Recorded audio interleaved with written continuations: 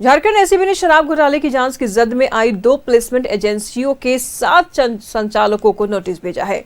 जिन संदिग्धों को एसीबी ने नोटिस भेजा है उनमें messrs Marsons innovative security services private limited के निदेशक जगन तुकाराम देसाई, कमल जगन देसाई, शीतल जगन देसाई शामिल है। महाराष्ट्र के थाने जिले के निवासी तीनों निदेशकों को एसीबी ने 3 जून को दिन के 10:30 बजे एसीबी कार्यालय में तलब होने को कहा है। गौरतलब है कि इस कंपनी के स्थानीय प्रतिनिधि नीरज कुमार सिंह को एसीबी 21 मई को जेल भेज चुकी है। एसीबी ने आईएएस विनय कुमार चौबे के करीबी 2 चार्टर्ड अकाउंटेंट धनंजय सिंह और उपेंद्र शर्मा को भी सोमवार को समन भेजा था। एसीबी ने आज सुबह 10:30 बजे धनंजय कुमार को जबकि 1:30 बजे उपेंद्र शर्मा को पूछताछ के लिए उपस्थित होने कहा है। दोनों को भेजे गए नोटिस में बताया गया है कि शराब घोटाले में एसीबी में दर्ज प्राथमिकी में उनसे पूछताछ किया जाना युक्त संगत है। ऐसे में वह एसीबी कार्यालय में उपस्थित हो। दोनों चार्टर्ड अकाउंटेंट की भूमिका शेल कंपनियों के खातों को मैनेज करने में सामने आई है।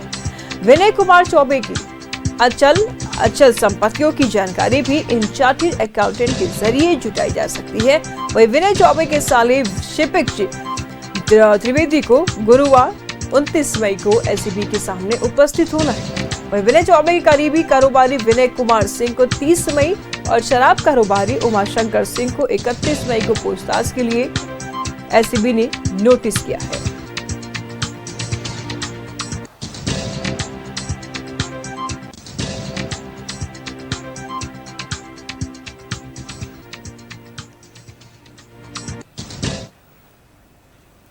तमाम जानकारी के लिए सहयोगी अंजनी इस वक्त हमारे साथ बने हुए हैं।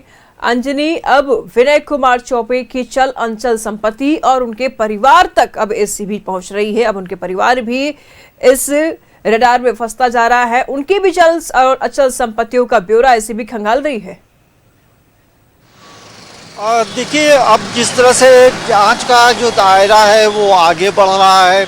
अब जो विनय चौबे तो अभी पुलिस की हिरासत में हैं और अभी इलाजरत है। यही सी बात है, जिस तरह से एसीबी ने तमाम चीज़ों को देखते हुए धीरे धीरे पर्दे के पीछे जितने लोग शामिल हैं अब सभी लोगों को जो है नोटिस कर रही है और उसे एसीबी में आने का निमंत्रण भी दिया है कि आपको इतने समय में पहुंचना। यही सी बात है, एक बड़ा घोटाला जो है वो सामने आया है और ये जो 38 करोड़ का जो मामला है, जानकार बताते हैं कि ये जो आंकड़ा है ये बढ़ सकता है। तो कहीं ना कहीं छत्तीसगढ़ से इसका कनेक्शन है और यही वजह है कि विनय चौबे से छत्तीसगढ़ में भी पूछताछ हुई थी।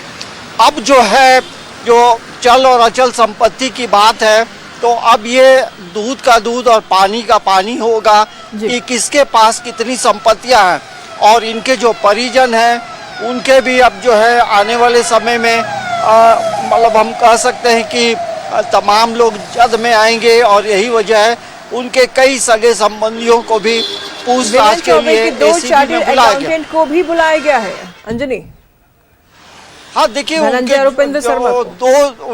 उनके जो 2 चार्टर्ड अकाउंटेंट हैं तो उन्हें भी एसीबी में आकर अपनी बातों को रखना है। मतलब अपनी बातों को क्या रखेंगे, एसीबी के द्वारा जो सवाल तैयार किया गया होगा उनका जवाब उन्हें देना होगा।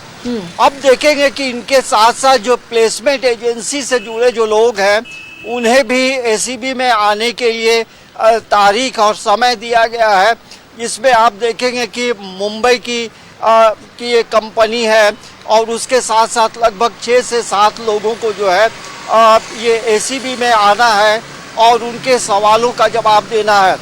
यही सी बात है कि धीरे धीरे करके इसका जो दायरा है वो बढ़ता जा रहा है। पहले 1 से 3 हुए, 3 से 4 हुए, अब जो है इसके पर्दे के पीछे जितने भी लोग छिपे हैं और जिस तरह से तमाम चीज़ों को गलत तरीके से प्रेजेंट किया गया था और जो डॉक्यूमेंट की जो कमी थी, फर्जी डॉक्यूमेंट लोगों ने दिया था, तो इन तमाम चीज़ को लेकर हम कह सकते हैं कि एक जिस तरह से एसीबी अब जांच कर रही है और जांच की रफ्तार तेज है, ये एक बड़ी बात है।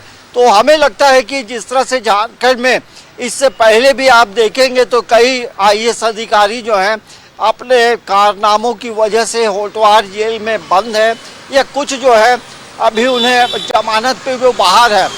देखिए, एक बड़ा पद होता है सिविल सर्विस की परीक्षा कंप्लीट करना, और लोग यही चाहते हैं कि मुझे सिविल सर्वेंट बनना है, लेकिन सिविल सर्वेंट को आज के समय में ऑनेस्ट होना चाहिए, ईमानदार होना चाहिए, क्योंकि आप एक आइकॉन होते हैं। और इस तरह से चीज़ें झारखंड में हो रही है कि आप देखेंगे कि लगभग 5 से 6 आईएएस अधिकारी जो है होटवार जेल की हवा खा रहे हैं, या कई लोग बाहर हैं। तो हमें लगता है कि पारदर्शी रूप से नियम के अनुसार काम करना चाहिए, क्योंकि पद की भी एक गरिमा होती है, और ऐसी चीज़ें जब होती है तो राज्य की भी बदनामी होती है। तो हमें लगता है एसीबी लगातार अब जांच को आगे बढ़ा रही है, और उससे कनेक्टिंग जो लोग हैं उसके कनेक्टिंग में कोई भी हो, चार्टर अकाउंटेंट हो या अन्य जो अधिकारी पदाधिकारी, कनेक्टिंग जो भी लोग हैं वो तो रडार पर आ ही रहे हैं, और एक एक करके जिस तरीके से पूछताछ हो रही है सारे चेहरे बेनकाब होते जा रहे हैं। सवाल ऐसे में बार बार ये उठता है कि आखिर झारखंड सरकार को बार बार शराब नीति में फेरबदल करने की क्या जरूरत पड़ जाती है, बदलने की क्या जरूरत पड़ जाती है। यही देखिए, सवाल ये भी उठ रहे हैं कि छत्तीसगढ़ के शराब सिंडिकेट को लाभ पहुंचाने के लिए उस वक्त चौबे के कार्यकाल में नई शराब नीति बनाई गई थी, और इसमें बड़े पैमाने पर शराब घोटाला हुआ था, लाभ भी हुआ था। तो क्या कुछ सफेद पोशों के भी इसमें हाथ हैं? इनके भी चेहरे बेनकाब होंगे? देखिए, चेहरे अब धीरे धीरे बेनकाब तो हो ही रहे हैं, लेकिन एक महत्वपूर्ण बात यह है, किसी भी राज्य को चलाने वाले आईएएस अधिकारी होते हैं, ये एक कटु सत्य है। और यही आईएएस अधिकारी बड़े बड़े पद पे रहते हैं, बड़े बड़े विभागों के, कई विभागों के सचिव होते हैं, सलाहकार होते हैं। तो हमें लगता है कि नीति बनाने वाले लोग यदि नीतिगत काम नहीं करेंगे तो एक बड़ा सवाल होता है, और यही वजह है कि नीति बनाने वाले लोग जो है नेताओं को बरगलाते हैं और कहते हैं और कि यही इसको वजह ऐसे है कि करने से विपक्ष बेहतर। भी लगातार ये बात कह रही है, राज्यपाल तक का दरवाजा खटखटाया गया विपक्ष के द्वारा कि एक बार फिर से जो नई शराब नीति बनी है उस पर भी विचार किया जाए। ऐसा ना हो कि अपने करीबी सहयोगी अधिकारियों को लाभ पहुंचाने के मद्देनजर ये नीति बनाई गई है। कि जिस तरह से लगातार आरोप भी लग रहे हैं और लगातार जांच का दायरा भी बढ़ रहा है, लेकिन झारखंड में आप देखेंगे कि 24 वर्षों में अलग अलग समय में अलग अलग तरह की जो शराब नीति बनी है उससे कहीं ना कहीं राज्य को नुकसान भी हुआ है, प्रतिष्ठा भी गई है। तो कहीं ना कहीं इन चीज़ों के पीछे कोई एक बड़ा स्वार्थ छिपा होता है, ऐसा प्रतीत होता है, क्योंकि जिस तरह के मामले सामने आ रहे हैं तो हमें लगता है कि एक बेहतरीन ठोस शराब नीति होनी चाहिए, पारदर्शी होनी चाहिए, ताकि आप पे किसी भी तरह का कोई सवाल खड़ा नहीं हो, कोई विवाद नहीं हो। ठीक है अंजलि, नजर बनाए रखिएगा, लगातार हम आपसे जानकारी लेते रहेंगे। बहुत शुक्रिया तमाम जानकारियों के लिए। कभी कर्नाटक के मॉडल पे शराब नीति बनती है झारखंड में, कभी छत्तीसगढ़ के मॉडल पे शराब नीति बनती है झारखंड में, और नतीजा यही निकल के सामने आती है कि अपने ही करीबी इस नीति से मलाई खा रहे होते हैं।